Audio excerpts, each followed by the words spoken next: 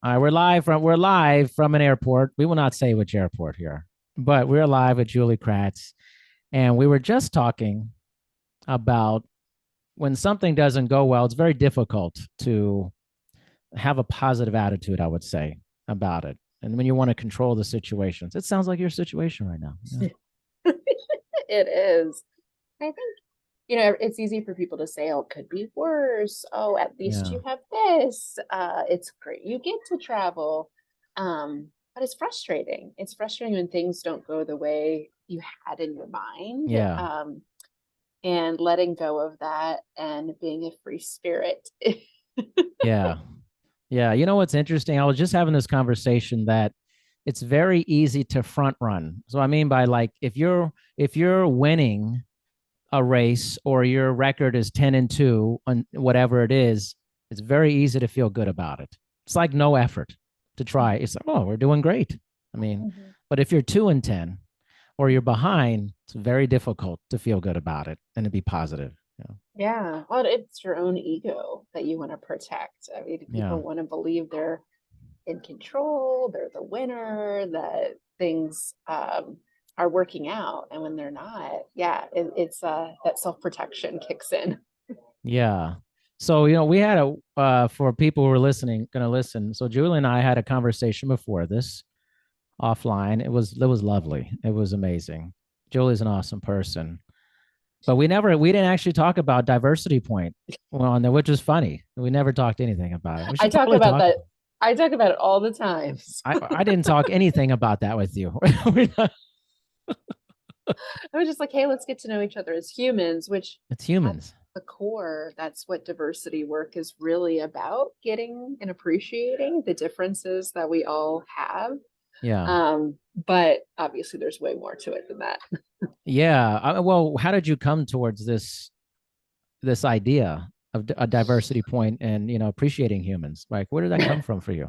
I mean, so you don't always appreciate humans, man. It's like Well, you'd like to think most people do, but it's easy to find ones that I don't, know it's not unfortunately. always common. It's like There's too much going on in the news cycle to prove right, that yeah. point. But yeah, I mean, it goes back to my 8-year-old inner child. Okay. I just remember, I mean, in all seriousness, it was what, like 1990. And I'm at my babysitter's house, because we're the latchkey kid generation. And I remember a young boy told a really sexist fable. I won't even call it a joke because it wasn't funny. And everyone was like, oh my gosh, yeah, women can't be doctors. And like, I just remember this whole rush came over my Mm. body of like, what? Yes, we can. My mom said we can do anything. Like, this boy is not right. Yeah. And I think it just lit a fire that day. And then, once you at 8 years old, you can't quite process what you want to do for a living or Yeah.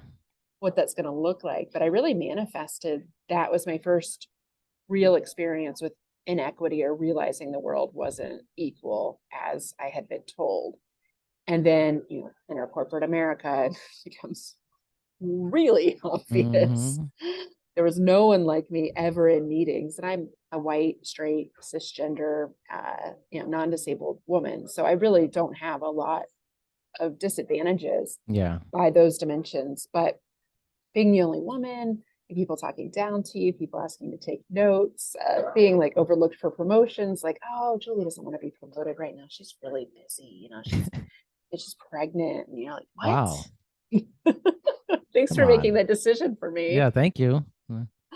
So that was 12 years into corporate, and enough was enough. And for a lot of women, we're seeing this right now with the caregiving crisis. For me, I had a 1-year-old at the time, and I was getting on airplanes doing things I hated and not Yeah. seeing her, and the world was passing me by. And it's like, enough is enough. What if I could be a part of solving this problem? And so that was 8 years ago, and the diversity world has changed significantly, I mean, that's an thankfully. understatement. I mean, Thankfully, are especially in you the kidding last me? 2 years. Yeah. I mean, it's been very different. No, here's a question though with that is in our good intentions for diversity. You see, this is where I come from. I'm not going to give you the regular layup stuff. I'm not interested in that. I'm interested in the other side of it. That while it's great we're getting there, at what point is it maybe how do I say this, overboard, or it becomes overly righteous about it, that it actually becomes negative to a certain population of people. Oh, we're there. I mean, it's so Okay, way polarizing. to just say it. You just had to say that. Just come on. Like, we're We're there. already there, unfortunately. I Explain mean, that. there's two camps pretty much of people, and this, I work globally, so but here in the US I think it's really easy to see, but globally you can see it too. There's one camp that says, just what you just said, this is enough. Like, quit jamming this down my throat. Yeah. Like, I get it. Like, we're diverse, we're inclusive. Like, no problem here. Like, stop it. Bringing politics into work. You know, it's my religious beliefs are in question with it. Just weird stuff. Yeah. And then you have like the pendulum swings the complete opposite direction. And it's no, we're not better off than we were a few years ago. Yeah. Representation numbers aren't much better. We're definitely not seeing the leadership numbers change. It's very sticky. Pay gap still exists.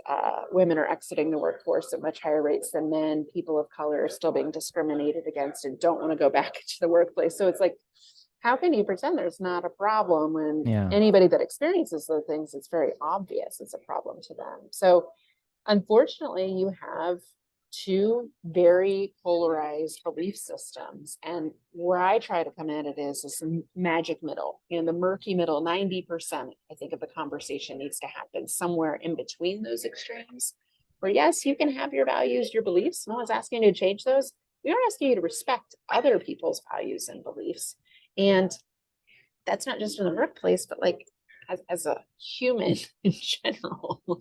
That's an expectation. And I think employers especially are in an advantage point to help make that, facilitate and make that happen. So you have that middle ground that if we just spoke to and said, yeah, the problem is not getting better. Let's be clear about that and have our organization focus on specific outcomes. Like, we are going to increase representation at all levels, not just front Yeah. lines. And we're going to measure the perception of inclusion and hope that it gets, not hope, but expect it to get better over time. Then you start to create some accountability. But without those goals, those metrics, it's just a lot of talking at people. Yeah. And I'm the smiling face that does that a lot. So I know I'm part of the problem, but sometimes that's what people think they want. And it's like, yes, and you need to do more work than that. It's not a one and done, check the box. Yeah. This whole topic is so fascinating to me as a black person. Mm-hmm. And because this whole, let me put it this way. So after like the George Floyd murder, a lot of white people contacted me and they're like, I had no clue. Teach me, educate me. I remember this happened. This, and I was like, man, like, where has this been? Like, Like, how did you not know that? why Like, is this that's my responsibility? right. Like, but then let's swing the pendulum. I was doing a podcast episode with a person I think is awesome, but then they were like almost ashamed to be white. And they were like, oh, I just hate white people. I'm like, you're white. I'm like, and then, so it's like, I'm like, what's happening here? Like, I'm trying to wrap my mind around this. It's so confusing sometimes. It really is. It is interesting, and the shame Yeah, sometimes that comes with whiteness. It by no means is this a comparison to sure. what it feels like to be microaggressed and as people of color, but there is this shame piece. I know I feel it, and it's like, oof, I wish I wasn't, but I can't change it. And then you're like, well, I do have a lot of privilege that goes with my skin color. Yeah, So, do I really want to park all those advantages? Yes, I would gladly do so, but obviously I can't change that about myself. And so I think there's this reluctance to accept that race plays a huge role in our lives. Like, we yeah, want to think that it doesn't, because it shouldn't. It's a pigment of our right, skin. It really shouldn't. We've created this whole thing, right. but it does It dictate does. life experiences. It dictates everything from your access to housing, to food, to education, to wealth, Yeah, to how your children experience the world. So we can't pretend it doesn't happen. But back to what you said about George Floyd, I mean, people came out of the it was woodwork. crazy. I couldn't believe it. Like, when I saw it, my husband watched the video. I will never forget. I was Yeah, newly pregnant. My husband pulls up the video. I was like, I am not looking at that. Like, I am not watching Yeah. it. I still haven't. And that's a privilege that I don't chose not to. But he's like, oh my God, I can't believe it. And I was like, what can't you believe that this stuff happens all the All the time? And time. I didn't mean to be nonchalant about it. It's Yeah. awful. It's awful, but I couldn't believe people were so surprised. Yeah. Because it's incredibly commonplace and it still is today. And then, yeah, you had all these white people responding in really weird ways. Like, yeah, I have my one black friend. They'll educate me. Like, what? Read a book. Stop it. Do It's better. crazy. don't Yeah. don't place the burden of your education on someone else, especially when there's a ton of resources. So I had my Yeah. phone blowing up from people like, what do I do? I want to do something. It's like, Yeah. okay, here's some ideas, but you need to like own this and figure this out on your own. I cannot be your Yeah. accountability partner in this. Like, do the work. But now we have the fatigue factor. Now we Yeah. have people that are like, oh, that was so hard. I'm done. Like, well, that's again, if you can leave the conversation, then that says a lot about the advantages that you have to be able to do that. For many people, they can't ignore these Yeah. things because it affects their livelihood. It's just so strange conversation sometimes. I mean, it's just like, and then now it's just almost this war on wokeness. It's like this pendulum swings so far. And it makes me just think of a larger question. Why can't we be more of a reasonable society about things? Like we tend to like go to extremism on a lot of thoughts and ideas, but never maybe the obvious, which is like, maybe I'll look at things on a couple of different ways. It's like we're like offended by that. It's well, why can't we just be reasonable? Oh no, you can't be reasonable. We gotta pick this thing. It's like yeah, and it has a lot to do with how we're raised. Yeah. So for most Gen Xers, kind of in your late 30s, 40s, the color blindness narrative was spoon fed to us growing up, right? We don't see color. We treat everyone equally. I mean, I bought into that shit. And then you're in the workforce and you don't see any people of color in higher paid jobs. And you're like, maybe that also wasn't true. Right.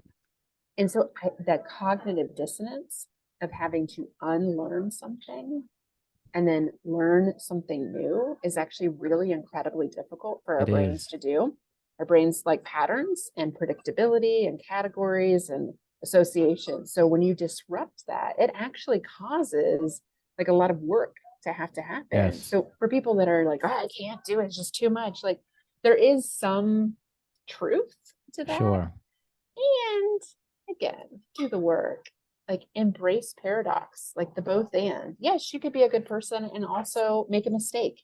Yes. You could be a good person and be of a different political party. You could be a good person and not believe in something I believe in. Like the duality is possible, but the duality. We just want to write people off. Like, oh, well, they said that one time, so I'm done with them. I had that happen to me on social media this week, and it was just really painful because no matter what I could say or do, it was not enough. I was in these people's minds, I had made a mistake. Even if I apologized, it wasn't good enough. And you're no longer, someone I want to respect is the message I got. And hey, I did make a mistake and I owned it, but it feels like we're in a place in our culture right now where no matter what you do, you risk that write-off. Yeah. I mean, I'm holding on to this duality phrase here. It's interesting. And I was watching this documentary, The Vow.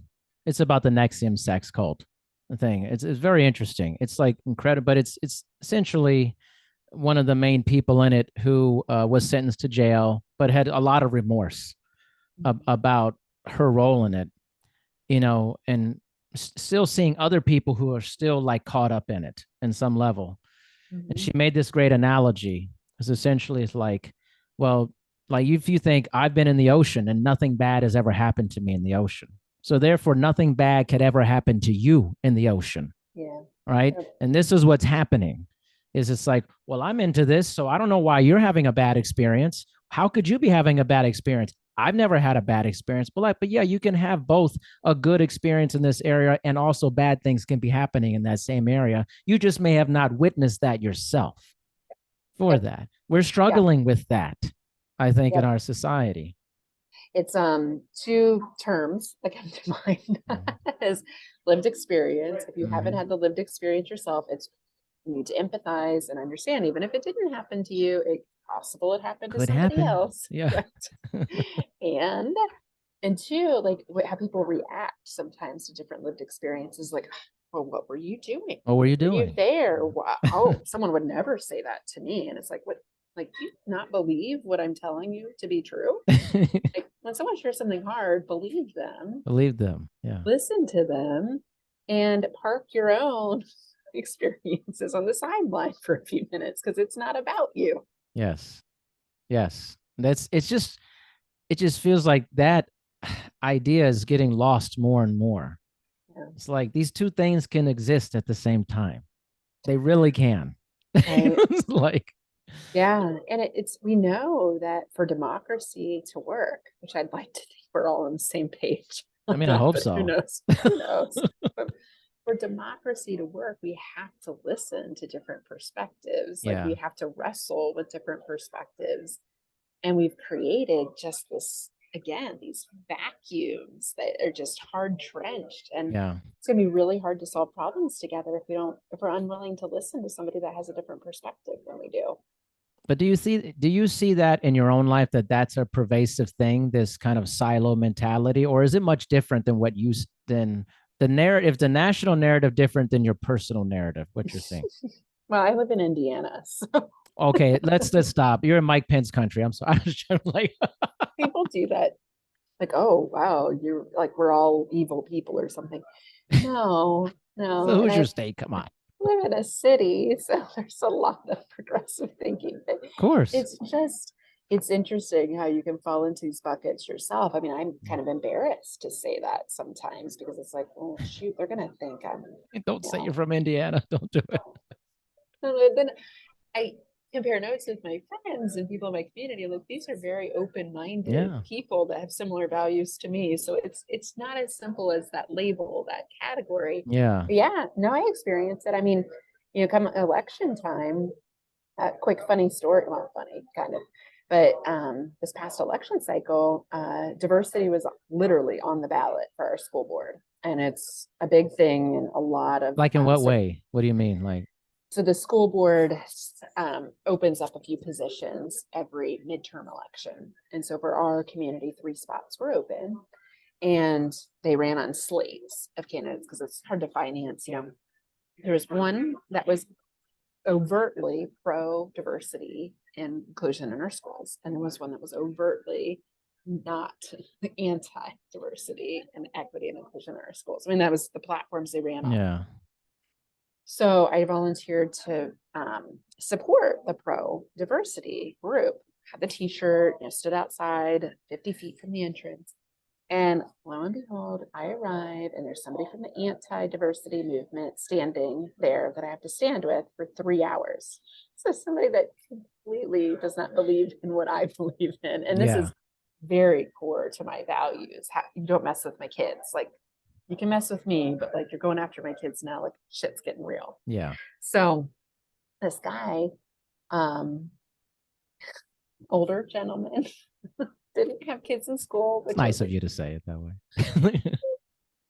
why do you care if your kids aren't in school? But anyway, so the first hour, it's like small talk, weather, what's gonna, Mm, getting to know each mhm. other, blah, blah, blah. And I Yeah. was like, oh God, I gotta take a walk. I can't handle this. It's just like frustrating. So as I'm leaving, he's like, well, where do you want me to put your pro-democratic literature? What if somebody wants it? And I was like, what? This is nonpartisan. Yeah. It's not supposed to be partisan at all. And that's what I said to him. And I just walked away, come back, and I was like, all right, I'll bite. It's like, tell me about your platform. It was fascinating, like fascinating to hear him explain his perspective. One that I disagreed with everything that he said, but the way he said it, he sounds so matter of fact and convinced by parents' rights and test scores over human skills and keep this political stuff out of our kids' minds. And asked a few questions, got to know his stance on other things, which is also things I disagreed with. Well, that should not be a surprise, probably. I wasn't expecting him not to support people that I find terrible human beings. But the third hour is where I was like, got nothing to lose. It's like, hey, do you want to hear my perspective? Because he didn't return the favor and ask me. It's like, yeah, sure. Like, okay, well, I believe that our kids are they will be entering a workforce that is globally diverse, and not teaching them about different cultures and different types of people is doing them a disservice. Like, they need that education to be viable in a workplace that's going to have tons of diversity. And he looks at me, he's like, I hadn't thought about it that way. I mean, it's a real light bulb moment. Bing. And didn't change any minds that day, but planted a couple seeds. And then we had actually a pretty productive back and forth about, other political issues and, everything from like abortion to healthcare. And he looked at me at the end of the day, he's like, I just haven't met someone like you before. I was like, oh, bingo. That's what it is. We're not talking to each other anymore. That's what it and is. What if these types of interactions could happen more often? Wouldn't we all be better? Because he had some interesting thoughts on things. Again, it wasn't about us agreeing or who was right and who was wrong. The debate wasn't going to work. No one was going to change minds that day. But I do think you can plant seeds with people when you listen to them. And if only we listen to each other more, we might find more middle ground, the difference. I think you're so right. There's a lot to chew on there. There's like a lot to chew on there. It's kind of like, I remember one time a couple years ago, it was the first session with one of my clients, and I said, well, what are some things that, really like hot button topics for you? Just, just curious. And organized religion. I hate it. I hate all of it. And I just think it's bad for people. I said, well, what if I told you that I've had a good experience with organized religion majority of my life? She said, really? That could happen? I was like, you never met someone. Yeah, you don't see, because if you just only talk to people who agree about that, it's like both things can be, there could be true again. You could be there. I agree. There are a lot of bad things about organized religion, but there's also a lot of good things too. And some people have great experiences like I have had. It doesn't mean that it's all bad. And that gentleman you talked to, he just never talked to someone like you. He never talked to someone like you. Never. Ever. Never. It wouldn't even cross his mind. No. It is the way to protect yourself and insulate yourself with what confirmation bias, what you already know to be true. Yeah. And our brain loves this. This is why we only listen to certain news stations and we only like certain types of movies. Like, our brain loves that confirmation. Yes. And so by shielding out alternative thoughts and facts. Alternative facts. That's it. I said alternative Come on. Facts. Tuning out facts in general. Yes. You're really closing off a part of growth, a part of learning. And I don't think we've been this way for very long. Like, my hope is we can find our way back, because I remember growing up when we debated hot topics, and I went to the polls to vote with my mother in year 2000 when I turned 18. She voted one way, I voted another way, and we had dinner afterwards. It was no big deal. My husband and I did the same thing in 2012, but 2016 just changed so much, right? We don't even need to say, you're not going to give that any airtime, Julie. No. I think we all know there was an inflection point. Yes. We all know about the inflection point. Okay. So 6 years later, we've got to be able to find our way back to a healthy place where we don't have to sideline people and cancel people.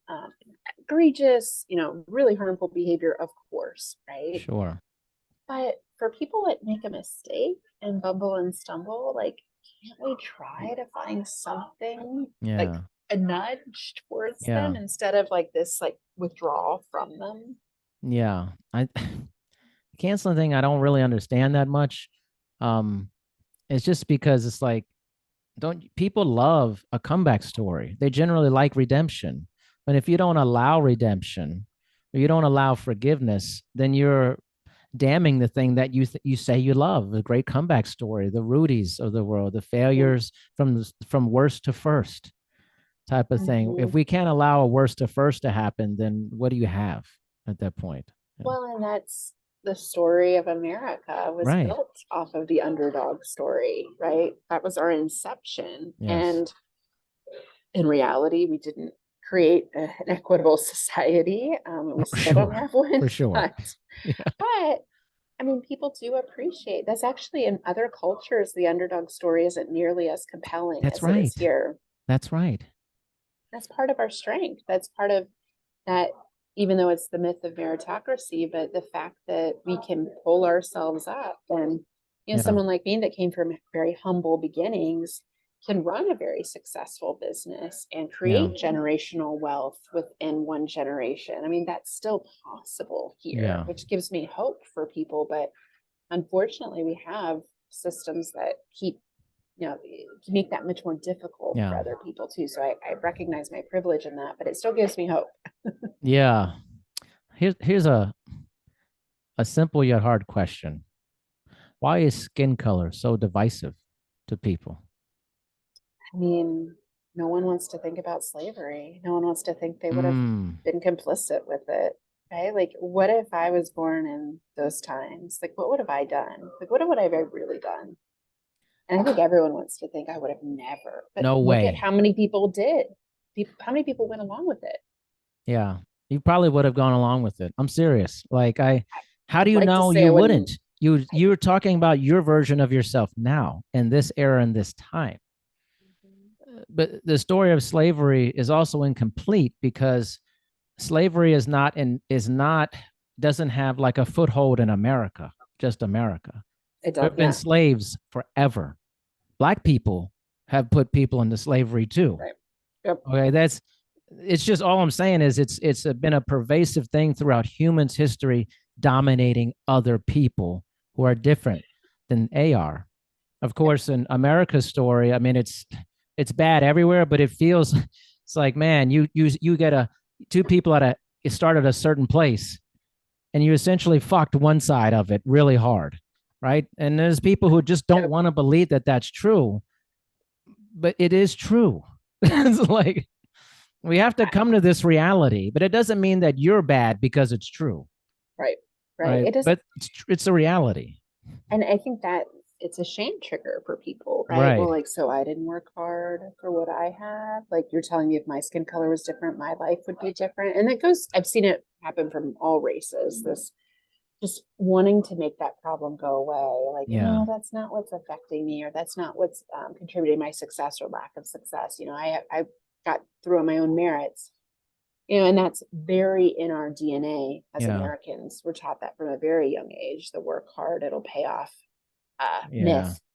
yeah, So I think there's part of that too. And I think, if we're being really honest here too, I think for white people, where white people go, if we do have equality, right, then I have to give something up. yeah, I mean, really, if equity does mean that, redistributing resources to the right, people that need it the most. So if you have a lot, you should probably share. I don't have a problem with that.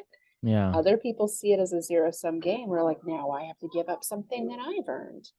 And I think there's also, if we're being really honest, a fear from white people about revenge. Or what if mm. they come in power? I mean, Yeah. I think if that's you a really want fear. to I bring, feel like it's unfounded, but I think it's definitely a fear that I've seen. Yeah, it's like, well, look at what we did when we had power, right. right? What if it's weaponized the same way we did? I mean, Yeah, obviously that's a false narrative and I don't believe totally that, but false. these fears, these unnatural fears, is what prevents us from having a productive conversation. Because even talking to you, and I talk about this stuff all the time, you get a little sweaty, you get a little nervous of like, Yeah, oh shoot, yeah, am I allowed to say that, am I not yeah, allowed to say that, are people going to hate me, who am I yeah. going to tick off now? So it feels easier just to be like, no, no, Let me I don't hide. want to. Let me hide. I No mean, hiding here, Julie. There's no hiding in this conversation. I'm hanging out with friends on a Saturday night and I get wound up, and my husband's like, no, no, we're not doing this tonight. Like, Sure you we are. have to stay away from this conversation. And I'm like, why? It's hard to turn the switch off. Why? Like, I really want to know what they think about this, though. Really want Yeah. to know. And it's just, I think once you lean in, you get curious and you realize the more conversations you have, the more it improves your thinking, it Yes. improves your curiosity, it improves my creativity, it improves like just my ability to read situations. Yeah. Like, that's a huge advantage that I get from doing this work. And I'm not scared anymore. I get nervous sometimes though, still. And so I get why people get a little nervous about it. I empathize significantly, but we've got to do better. And Yeah. if anyone wants to do better, just ask a kid, a young person in your life about some of these things. I mean, my daughter will be like, Mom, racism does not make sense. We're all the same Kids inside. know it, man. Implicitly. We talked about slavery, and I think people's big concern about being real about what really happened, not just Yeah. the bullshit in our textbooks, is Exactly. that white kids are going to feel shame. And instead, Jane just said, Mom, it was not fair they didn't get paid. That just, Yeah. it should be paid for their work. And it's like, Of course. bingo. Like, the Yeah. central part of the narrative kids understand and they lock in on, and they know that now, then they can be a part of creating positive change. They're not going to be tunnel vision later in life, Yeah. like Yeah. our generation. Oh my gosh. And I think about my daughter who's 11. She is so far ahead of where I was Yep. at that time. And which is also makes it so interesting of like, you probably saw this where like, I guess Congress, where they enshrined the bill about same-sex marriage and interracial marriage. I was like, oh my God, I can't believe we're still doing they're talking about this shit. With Florida interracial marriage, only 94% of people agree with it. It's like, who are these 6%? Who are the 6% of people? Like, do I know these people? oh no, I'm in interracial marriage, and I'm just like, I can't believe that. Like, I'm in this, and I can't believe they're talking about this. Like, why are we talking about this? like 1954 all over again. we have to protect this. Why do I thought this was we were all good? Like not with this the Supreme fact that Court. there were several people who opposed it, only Record. 12 people, Republicans actually, I think senators actually were for it. That tells you a whole shitload of people were like, no, that's crazy. Well, young people, if they continue to show up, right, and vote, Yes. we know that they're voting. And this is why school board thing is happening all over the country, because we're so afraid of these young people changing their minds and swinging these districts. And I mean, we saw it. Young people voted, and more so than our generation did, because I think we kind of took it for granted. Other than like the presidential elections, I didn't really pay much attention. And now we know when you don't pay attention, things get out of whack really quickly. Yeah. And I'm thankful for young people, because I think they'll hold Congress more accountable in the future with their votes. Kind of reminds me of back, I mean, as a Gen Xer, I love being a Gen Xer, man. And it reminds me of like Public Enemy's album, Fear of a Black Planet, which I love that album, but it had a lot of socio-political tones to the album. And it feels like now it's like fear of young people, of a planet inhabited by young people who are like, this will not fly. We will not deal with these dinosaur mentality. This is gone. And I think the other fear maybe is that we know for this probably true that in America, the demographic of the majority will be changing within the next 30 to 40 years, that white people will no longer be the majority population. My thing is, I fear that there's probably a subset of white people who are very afraid of that. Yep. And this is where the we will not be replaced and all these things come from. And my thing is like, you should not worry about that. Like, this has nothing to do with that. Like, these are unfounded fears. They're never going to come to fruition the way you think it is. It's just not. I mean, I can't tell you how many times I hear that from people about like, it's a scary time for white men. Yeah. And I'm always like, how so? Last time I checked, still most of the wealth, most of the power, most of the privilege concentrated in their hands. What are they afraid of exactly? Well, they're going to take their jobs. They're going to, it's like these are unfounded fears. And when we have that zero-sum game mentality, which capitalist societies very much operate that way, you win, I lose. And that's just not how this game gets played. The trend that I'm most optimistic about is multicultural. So it's not even biracial, it's multiracial, all sorts of ethnicities and races coming together. We have this amazing melting pot that's getting, more melted together. Yeah. But these a lot kids, of melting. You can't be like white or black. Like, I mean, yes, you can, but increasingly so. It's like, well, I'm a little bit of this and a little bit of this and a little bit of this. And so just like with gender being a spectrum, when we start to see race as a spectrum, then it's a lot harder to do an us versus them. Right. Well, what if there's an us together? And this is what you see, the divide and conquer strategy happens. White people against all ethnicities, men against all, whatever. And instead of us fighting up, we're fighting each other. And, women have to be either this or that. And, white women especially have been a big problem with racial issues. It's like, well, this isn't an either or. This is a both and. Like, why wouldn't we support our sisters of color in the same way we would other white women, but haven't done a great job with that. And I really think the more we focus up, not necessarily on, upheaving systems, but the more we focus on patriarchy, white supremacy, these systems that keep everybody down, the more we'll all be better together anyway. And the more happier we'll be. I mean, the suicide rate for white men is extremely high. So like, this clearly isn't working for them either. No, it's not. No, I actually think a lot of this is I always think about it as, I know, like, I'll talk to people and they'll be like, man, I'm just so down about all this stuff, But I said, but you ever like seen the last gasp of something before? When something at its end, that's when it's its most violent. Because that's when it is most violent, because the end is near for that. Now, I always tell people that, I said, you're seeing a lot of scratching and clawing from an old ideology and mentality, because it's going to be over at some point. This version of this video game is going to be over at some point. We're much closer to the end than the beginning of all these atrocities. And that's what I take hope in it. But progress is not linear, man. It's just not. And when something's about to kick the bucket, man, it doesn't want to be deleted. The system does not want to be deleted. It wants to live.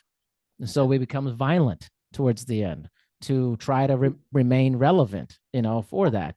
That's what's happening right now, in my opinion, is there's still a lot of power concentrated in your typical patriarchy-based things. Maybe I won't be alive for this, but I don't think we'll see that in the future, like that 100 years. I don't think you're gonna see that. I really don't. It's kind of like The Last Stand. It's The Last Stand, right? Like, what have I got to lose? You shoot all the bullets in The Last Stand. You don't like save bullets. You don't relinquish your power. No. Right? You don't Who surrender. Voluntarily relinquishes their power? You know what? I've had a good run. I mean, we see this in a much smaller context, and people have been successful in celebrity, or let's say sports. It's very hard to leave something that's seductive and fairly easy for you to be ahead all the time. It's like, when's the end coming? And most of the time, the person never knows when the end is. They stay too long. They overstay their welcome. You don't have to leave, but you can't stay here. Yeah. And, I've acknowledged that in the work I do, because it changes so rapidly. And I'm 40 years old, so I'm kind of at the middle part of my career, but I don't think I'm going to be relevant in 10, 15 years. I actually hope I'm not. Like, I hope things change more quickly than I can. And I hope the next generation moves, that the problems are so vastly different that I can help support them instead of make it about me. Because That's not what success looks like for me. Yeah. It's not about me. It's about creating a world that's better for everybody else. And so Yeah. I actually hope when I have more power that I can share it. And this is something that we find a lot in women-led communities. Like, we know that when you give women money, they share it with their Mm-hmm. community much more Yeah. so than men Yes. do. Actually, there's a lot of data for this. And it also that when we educate women and we spend a lot of time on educating women, that society exponentially gets better when women are educated and when underrepresented populations are educated. We know this. This is a It's good factual for thing. everyone. It's Good for like everyone. it helps other people. Yeah. So it's like the data's out there. I think observationally we see it. They're just in the final throes. I really feel like it. I love being alive in this time because I'm seeing something that a lot of other people worked for a long time ago. It's like Dr. Singh said, he knew I may not be there when we get to this point. He knew it. He knew it though. He had the foresight to realize this is so big of an issue that I'm a big part of this, but I know I will never be there to see the end game for that. We actually may be closer to seeing the end game in our time. It may not Yeah. happen, but I think we're Our closer. kids, our kids. I Right. think about Jane and the world I want for her a lot because, this is hard work. These are hard Yeah. conversations. And to stay in this fight day in and day out it's rough. And you can only have so much self compassion to get you through some stuff that Sure. happens. And like, it's going to be better for her. It has to Most be better for definitely. her. But for me, I may not see it. I You mean, I may not just see it. might realistically, like the equity forecasts are pretty bleak. It got a little worse actually as of Yeah. late. Like you said, it took some It's steps not forward, took a linear. step back. So I think the first time I came across that concept, one of my very favorite anti-racism book of all time, Austin Channing Brown wrote this book called "I'm Still Here." She writes this letter to her son, and I mean, I read it once. I don't even know if I have the courage to read it again because I Yeah. cried like a baby. And she acknowledged that she's not going to see the fruits of her labor, but she hopes that he will. And it just resonated so deeply with me of, yeah, 30, 40 years or whatever Yeah. I have time for on the planet. I'm going to see some good things, Yeah. but Jane will really see it. Yeah. And I'm, it gets you through the hard times. I think It does. sometimes to think about the other concept I just absolutely love. I think it's Layla Saeed in her book, about, I'm going to get the name wrong, but it's the 28 days to being anti-racist, I think, or 20 anyway. But she talks about being a good ancestor. And I just love that concept too of like, I want to be a good ancestor. And I think if we all embrace that more about what world do I want for this next generation and how could I be a part of that, helping create that while I am alive and handing that down to them, I think we'd have a totally different set of behaviors, like this hoarding, this wealth, Yeah. accumulation of excess and things. I don't think we would do those things if we really took a step back and think about what do I want my legacy to be? How do I want to make the world a better place for this next generation? Yeah. So much more people ask themselves that question. Yeah. And like I said, there are things like you're saying, there are things that are happening. It's what is it? I think it was a climate conference that they just had. And it was the 27th one. And we're like basically very wealthy nations are going to start contributing financially to the global South. That's a big deal. Didn't get covered that much, of course, because everything's about crazy stuff all the time. But this is a huge step for humanity because one of the best ways to create more equity is to help people get out of poverty. Like this is something that has been around forever, but Well, and the wealthy nations are the ones that cause the they cause problems. the poverty, right? I mean, is it the U.S. and China and half of Europe are basically all of the emissions that are Right. coming from? Yet the poor countries that happen to be on the equator are absorbing all of the climate Right. change issues, and so they don't have the money, resources, and are the ones most adversely affected. So it's very much the right thing to do. Right. It's like this is an integrity issue as well. And it's kind of like this casual integrity is killing me a little bit. This is the backwards of our non-linear process. It's like this casual integrity society, which is like, well, I think this is the right thing to do, but if it hurts me, I'm not going to do it. Right. And I feel like that's what some of our past leaders have exhibited. I will have integrity even when it may cost me something very big for that.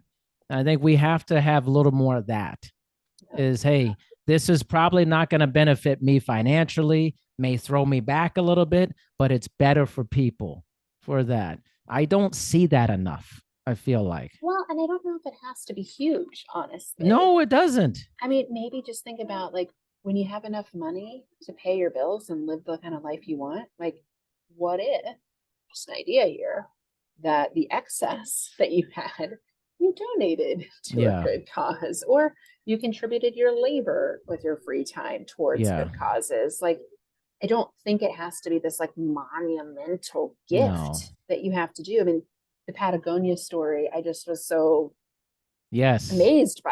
Like, you don't hear about somebody giving away their company to climate change every day. No. But I think you're going to see more of that because the consumer response to that was so powerful. This is why you should do it, of course. But thinking about noble purpose and what your end game is, your legacy is, and how you could take baby steps to get there. I mean, that's just so exciting. That's so much better than like, all right, I got this big inheritance for my kids. Like, what the hell? Like, what does that matter? Yeah. I mean, do you think about your legacy a lot? We're starting a nonprofit. It has been a huge process, a big undertaking. I don't know what I'm doing and I'm learning every day, but figuring out a way to channel corporate profits to communities in need is something I'm really passionate about. And, it's not necessarily about me, but it's finding a way to do good with the lucrative DEI industry, as long as it is lucrative, right? I get paid quite a bit to speak and train in organizations, and I have enough money to support my family in doing that. So the excess money, how could we use that to help other communities in need, and especially children? I mean, having this conversation with kiddos is so important. Like, we will move so much more quickly if these kids learn our real history. If they engage with kids that are different from them from a young age, they're not going to have the same biases towards people different from them. We know exposure helps. And education, they have to be educated about differences so they can talk about them and not be shushed like our generation. So that's it. I was like, shh, remember that. The wheelchair. Like, don't ask about the wheelchair. It's like, what is it, a bad thing? Like, I'm just curious. What's the big deal? Like, it's just not helpful how I was raised. And it took me a lot of learning and unlearning and reading a ton of books and listening to a lot of podcasts. And I've spent a lot of time re-educating myself, and I still have so much more to learn. I don't want that for kids. I don't want them to have to do all of that extra work. I want them to just get it and start doing things. And you're right. I mean, I'm very optimistic about the next generation. Maybe much more so than my generation. Positive change. We got a little jaded and beaten down by the baby boomers. We tried. Yeah. I mean, I often like think of legacy in like a very micro sense of it. Like, I always think about, how do I want my daughter and my wife to remember me? And I like the large community things. I'm very into that too. But I think on the very simplest thing, it's like, man, I hope they have a positive view of me when I'm gone, and that I was someone that had integrity and really cared about people and tried to learn. I think about being gone and what that means for other people. I think that's also, I think, something we avoid in our life. That's, I think, it's important. Is about the end game. Like, we won't be around, none of us will be around. No. But how do you want to live your life based off of knowing that you will not be around? What's that like? Well, thinking about your mortality, exactly, it's really hard to think about for a long period of time. It's necessary because your brain wants to like shut it off. It does, right? It's quick. It's like, no, we can't do it. It's like thinking about the vastness of space and the universe. It's daunting to think about it. So you go, nope, let's pull back from this. I like to see that. I like to look at that stuff, though. It's fascinating to me. Yeah, you got to stretch. I mean, that's why the power of like meditation and other things can help you expand that and get Mhm. beyond it. But it is scary thinking about like, I'm not going to be here forever. And what do I want to, how do I want to be remembered? Yeah. And as somebody that I lost both my parents pretty early in life, and my mom was everything to me. Yeah. And so when she passed, I remember for many years, I was doing the corporate thing. She was like, Julie, I don't know why you went to business school. Yeah. Your purpose is to help women. I just know you're not meant to do this. Like, whatever you're doing, I don't get it. It's like, Yeah. Mom, no one makes money helping women. And this is me as a teenager, like Yes, of I think it was course. when I went to college. Yeah. And then, I try to make it work, and I keep hearing like this voice in the back of my head, like, your purpose is bigger than this. Like, what are you doing? Yeah. And it was just really helpful that she had planted those seeds with me so I could see them. I'm very thankful for her legacy. Yeah. I've done a lot of research on grief and what grief teaches us Mhm. as human beings.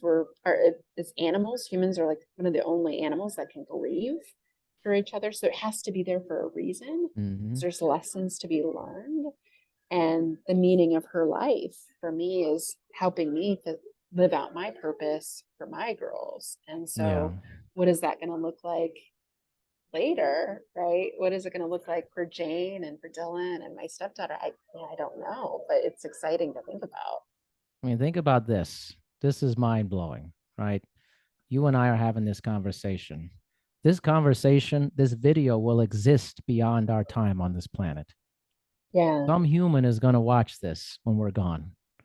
And I think about, what did I say during that Uh-oh. time? Uh-oh. Was it something that I really meant? Like, did I really believe in that? How did I conduct myself? Were these important conversations that were meaningful to me? I literally think about these things like this.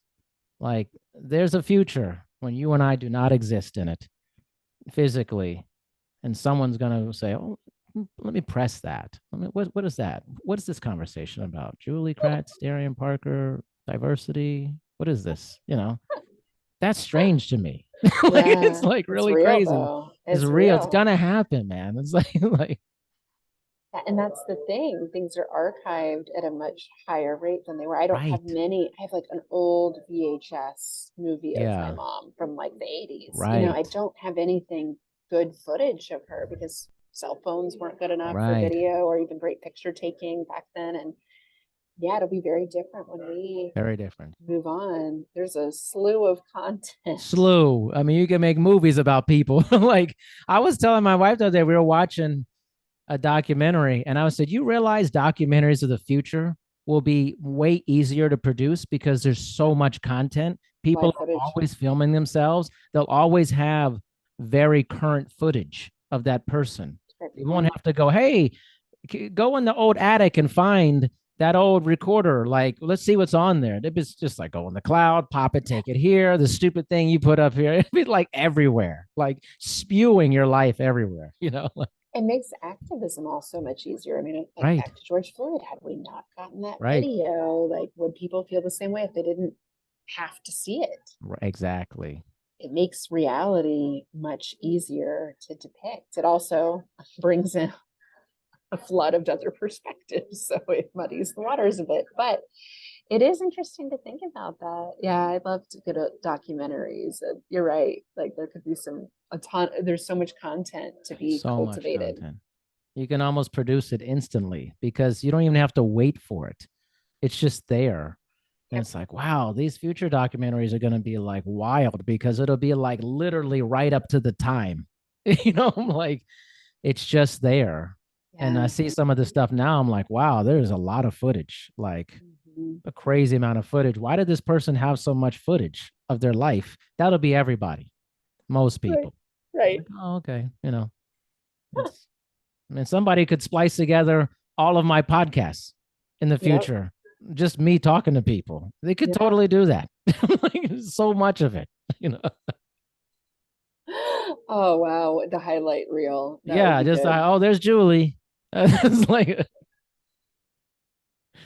That's awesome. she's in an airport. It's a delay. The whole thing. Hopefully I get out of You're here. gonna get out of there. You're not gonna be stuck in an airport like what's it? Oh my gosh, this show on HBO Max, Station 11, I think, I don't know that where the one. world ends with a big flu pandemic and these people get stuck in an airport for like 20 years living there and stuff. This will not be you. I mean, I don't think so. Like, Thank you. Thank you. I The don't the want to be pandemic really thing, grim about it, but I'm not saying there's a world where that's possible. I mean, that's like, I don't want that. I know you don't want it. It doesn't look like you want to be there a long time, but just But saying. it's always nice to fill in gaps in your day with like really good conversations like Yeah, this has been this. awesome, right? Come on, it's good. Yeah, yeah. Well, very Yeah. thought-provoking questions. I appreciate it. Yeah, of course. I think it all started with, our first conversation. And I knew I said, this is going to be a very good conversation. The next one's going to be really awesome. It's going to be amazing. So I thanks for feel. thanks for giving me some time while you're in transit. I appreciate it. Yeah. Well, thanks for having me on and thanks for being so authentic and real and just letting me share. And thanks for sharing your story too. It's Yeah. very cool to know you. And I feel the same way. So how can people check out your diversity point and your podcasts and everything, Julie? Yeah, it's super easy. Nextpivotpoint.com. And we've got really cool free resources on there. So a lot of the books and stuff I mentioned, there's a resources page where you can easily download a guide. So check that out, nextpivotpoint.com. And then that's all our social handles too, Next Yeah. Pivot Point. And then LinkedIn, Julie Kratz, Kratz. I post every day, sometimes stuff that stirs a controversy, sometimes it's Yeah. just a news article, but Yeah. I'd love to be connected and follow me there as well. Wonderful. This will definitely be posted on LinkedIn, and we're gonna pivot from this conversation until the next time. Thanks so much for having me on. Thank you.